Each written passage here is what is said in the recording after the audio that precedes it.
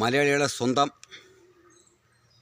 Rubber daily ദൈവമേ എനിക്ക് എന്നും പൈസ മരുന്ന് തരണം കേട്ടോ. തുള്ളി തുള്ളിയായിട്ട് വിടുന്ന പാലായത് പാല്, അതായത് ഇതൊരു മാതാവാകുന്നു.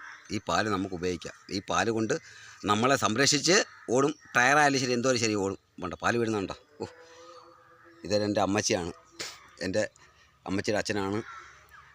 ചെറിയ രീതിക്കൊന്ന് ചീവി വിട്ടുകൊടുത്ത്, കാരണം പാല് മക്കൾക്ക് വേണ്ടി.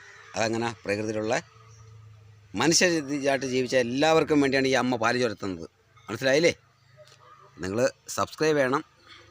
ഇഷ്ടമല്ലെങ്കിൽ അൺലൈക്ക് ചെയ്യണം. ലൈക്ക് ചെയ്യണം. ഒരാളുമില്ല. നിങ്ങൾ ചിന്തിക്കുക, ഒരു കോടിക്കണക്കിന് യൂസുള്ള ഒരു വ്യക്തിയില്ല.